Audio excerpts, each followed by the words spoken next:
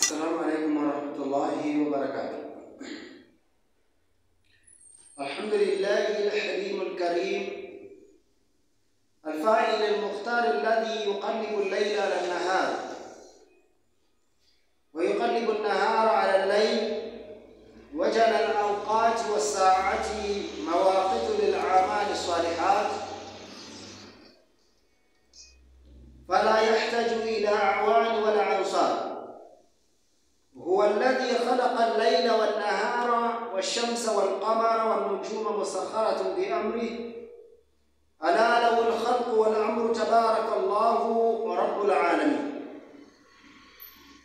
وأشهد أن لا إله إلا الله وحده لا شريك له وأشهد أن محمدا عبده ورسوله أرسله مرشدا ومعلما للناس كافة أجمعين. اللهم صل وسلم عليه وعلى آله وأصحابه بررة الكرام. أما بعد، أيها الناس، أوصيكم ونفسي بتقوى الله إنه قد فاز المتقون، حيث يقول جل سبحانه وسبحانه في محكمه تنزيل بعد أعوذ بالله من الشيطان الرجيم بسم الله الرحمن الرحيم: كتاب أنزلناه إليك مبارك ليدبروا آياته وليذكر أولو الألباب. وقال أيضا جل شانه: ورتل القرآن ترتيلا. وقال حبيبنا مصطفى صلى الله عليه وسلم الحديث: الدين النصيحة. صدق الله العلي العظيم وصدق الرسول الحبيب النبي الكريم، ونحن على ذلك من الشاهدين وشاكرين، والحمد لله رب العالمين. ربي اشرح لي صدري ويسر لي أمري واحلل عقدة من لساني يفقه قولي. ربي يسر ولا تعسر وتمم بالخير إنك على كل شيء قدير. Vipenzi na wapenzi wa Bwana Mtume sallallahu alaihi wasallam, baada ya kumuhimidi mbora wa kumuhimidiwa, Mola ambaye kwamba kwa uwezo wake na kwa taadhima yake amewezesha mimi ninozungumza na wewe unasikiliza leo hii tukawa bado tuko katika neema ya Uislamu na tumepambaukiwa tukiwa bado ni Waislamu. Wakadhalika nimetuma sala na salamu kumlekezea kiongozi wa daraja Bwana Mtume Muhammad sallallahu alaihi wasallam, yeye, familia yake, wanawe, wakeze na masahaba wote, ansari na muhajiri. Wakadhalika sikuacha bali nimeihusia nafsi yangu pamoja nanyi katika swala zima la kumwogopa Allah subhanahu wa ta'ala, kwani kwa kufanya hivyo ndio tutaipata mojawapo kati ya zile hadafi ambazo kwamba ndo malengo yetu muhimu. Mimi na wewe tunalia, tunakesha, tunasimama miguu ikitufura, tunakuwa ni wenye kusizia. Lengo na shabaha hadafi yetu ni kwamba sote tunaitaka pepo. Allah asitunyime ujira kama ule, inshallah atupatie ujira kama ule na atupe uwezo wa kuweza kuishi hususan tukiwa na nia na malengo, wakadhalika tukiwa saa zote njia zetu zinatupeleka kule. Leo hii nitazungumza japo kwa uchache tu mambo mawili. Jambo moja tutalizungumza kidogo na jambo lingine ndio topiki yenyewe ambayo kwamba alikuwa tuianzie. Ama la mwanzo tuzungumza kwamba Ramadhani ni mwezi wa Qur'an. Hili limeenda, kila mtu amelijua, kila mtu katika kila masjidi, katika kila sehemu, kila mtu anajua kwamba shahru Ramadhana alladhi unzila fihi alquran. Mwezi wa Ramadhani ndio mwezi ambao kwamba imeteremka ndani yake Qur'an. Wa thabata jalla shanu, na amethibitisha Mwenyezi Mungu alotukuka ndani ya Qur'an, ndani ya surati al-Baqara, muda aliposema shahru Ramadhana alladhi unzila fihi alquran hudan linnasi wa bayyinatin min alhuda. Nitazungumzia mambo ambayo kwamba hayatafika 6, bali ni kwa mbio ili tuweze kuingia katika maudhui yetu ambayo kwamba tumeambizana ndio itakuwa ni maudhui.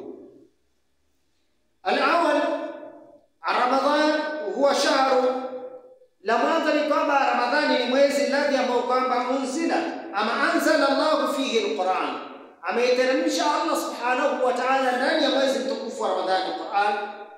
Qala ta'ala, anatuambia Mwenyezi Mungu kwa kuthibitisha maneno yake ya kwamba shahru Ramadhana, mwezi wa Ramadhani, alladhi ambao kwamba unzila fihi al-Qur'an, imeshuka ndani yake Qur'an, hudan linnasi, Qur'an ambayo kwamba ni uongofu kwa watu, wa bayinatin min al-huda, na vile vile imekwenda kubainisha kutokamana na kwamba hili ni uongofu na hili ni upotofu, liacheni, wal furqani, na Qur'ani mzima. Sura al-Baqara, haya maneno yanapatikana katika sura al-Baqara. Fa'ala al-muslim, basi ni juu yake Muislamu, kwa kuwa Ramadhani ndio mwezi umeshuka ndani yake Qur'ani. Hapa kuna natija gani na tunafundishwa nini? Fa'ala al-muslim, ni juu ya Muislamu, ayajtahidu fi tilawati al-Qur'an, ajitahidi kwa kuisoma Qur'ani ndani ya mwezi mtukufu wa Ramadhani.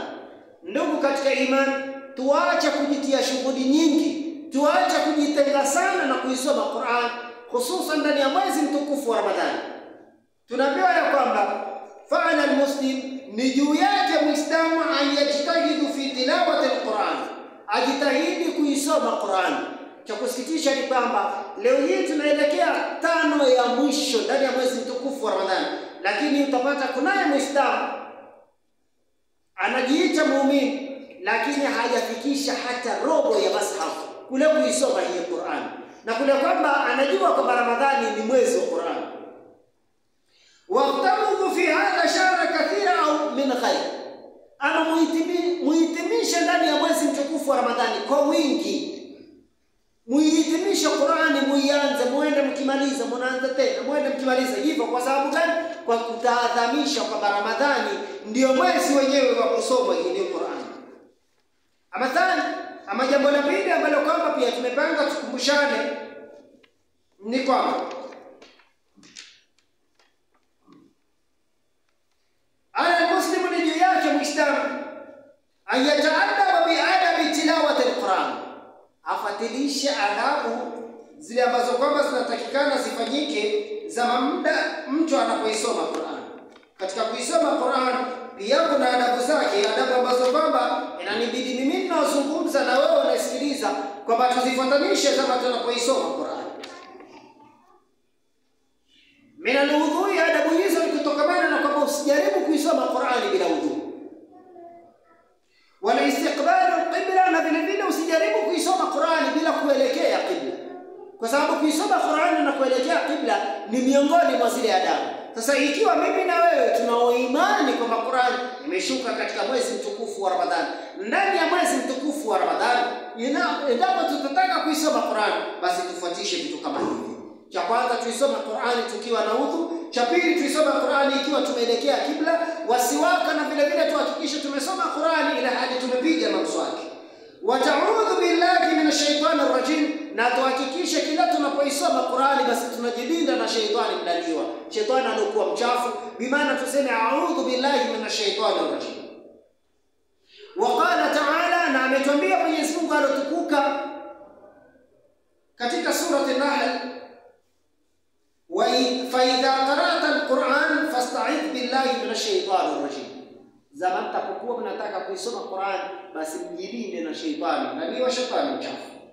Ama thalitha, jambo la tatu, litakuna tilawataka lilqur'ani biqalbi hadir, iwe zama unaisoma Qur'ani moyo wako uko pale, si kwa eti unapiga tu porojo.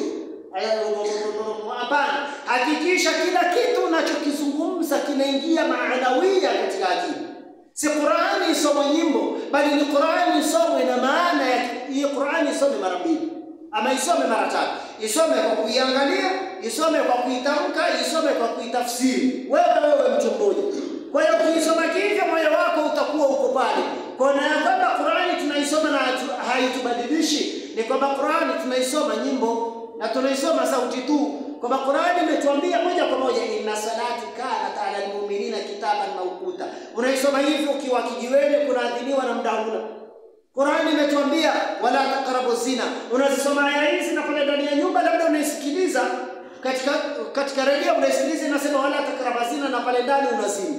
Bibi yako wa kimani. Qur'ani unaisikiliza inatueleza moja kwa moja wala taakulu riba. Musile riba na pale ulipo umeshinda beti. Hii ni moja kwa moja kuonyesha kwamba Qur'ani tunaisoma kuimba, hatuisomi kwa kuiangalia, hatuisomi kwa kuitafsiri, hatuisomi kwa kuitidia undani. Shahru Ramadhani ni mwezi wa Ramadhani alladhi ambao kwamba unzila fihi alquran, umeshuka ndani yake Qur'an. Sasa Qur'an ukiisoma kwa maana hizo tatu moja kwa moja, basi thawabu unaipata maradufu. Kuisoma kwa kuitemka Bismillahirrahmanirrahim, unaitemka Bismillahirrahmanirrahim, unaijua na tafsiri yake. Bismillahirrahmanirrahim unaiangalia kwa uzuri ili usikwepe na chochote ndani ya Qur'an. Biqalbi hadir, moyo wako uko wazi, khashi'an tadbira lilmaanawi. Uwe unaogopa, uwe mnyenyekevu na uwe mwenye kuzingatia maana yaliyoko ndani ya Qur'an. Qala Allah Ta'ala, anatuambia Mwenyezi Mungu alochukuka katika kitabu chake kitukufu ndani ya sura As-Swad aya namba 29 akisema kitabun anzalnahu ilayka mubarakun, ni kitabu ambacho kwamba kimeteremshwa kwenu nyinyi na ni baraka kwenu nyinyi. Litundhira ayatihi, liyatadabbaru ayatihi, ili muweze kutia maanani dalili zake na maneno yanayopatikana ndani ya Qur'an. Waliyatadhakkaru ulul albab, na haya hayawezi kuyakumbuka isipokuwa yule mtu ambaye kwamba anamuogopa Allah subhanahu wa ta'ala. Kisha vile Allah subhanahu wa ta'ala anatuambia katika surati Muhammad aya namba 24, muda aliposema afala yatadabbaruna alquran, hivi mbona muizingatii naposoma Qur'an? Hivi mbona mzingatii kama mnapoisoma Qur'an? Si kama chopa tubio tunapita kupita.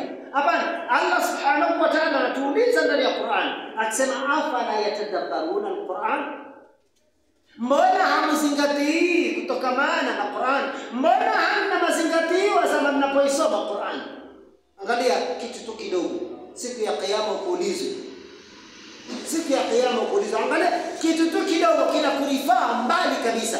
Zama unaposema iyyaka na'budu wa iyyaka nasta'in, wewe pekee tunakuabudu na kwako peke yake tunataka msaada. Ihdina, tuongoze. Tunaongozwa nini? Sirata, njia al-mustaqim, iliyonyooka. Sirata, njia ambayo kwamba an'amta alayhim, umewaneemesha juu yao. Ukifika hapa inakulifaa kwingine. Sasa Qur'ani inatakana iwe kama hivi. Ukisoma aya iwe inakulifaa katika aya nyingine, unapata na maana zaidi sehemu nyingine, na hiyo sehemu nyingine ukifika nayo unarudi maana unipata kwa aya nyingine. Qur'ani inafasiriana yenyewe kwa yenyewe. An'amta alayhim ni akina nani hawa? Min an-nabiyyin as-siddiqin wash-shuhada war-raki'in was-sa'imin wal-hafidhin furujahum wal-hafidhat. Sawa? Hawa ndio unamwambia Mwenyezi Mungu katika sura Al-Fatiha, kama tutaisoma na kuizingatia. Usisome kuimba tu. Kama hiyo tumevunja pua, hapana. Isome na kuzingatia. Ihdina, tuongoze. Tuongoze upande gani? Kwa wale ambao kwamba an'amta alayhim, amewaneemesha Allah. Hawa ni kina nani? An-nabiyyin, ni mitume, was-siddiqin, na watu wa kweli, wasaimin, na wafungaji wa kweli, wala hafidhina furujahum, na wale ambao kwamba wamehifadhi tupu zao, na watoaji na wanaomtaja Allah subhanahu wa ta'ala kwa wingi. Hii ndio Qur'ani inakutaka. Sasa maneno kama haya yakizungumzwa hivi, basi sana yawe yatafanya kazi ndani ya mwezi mtukufu wa Ramadhani. Kama Qur'ani tukisoma, si kwamba tuisome tuiishi, hapana.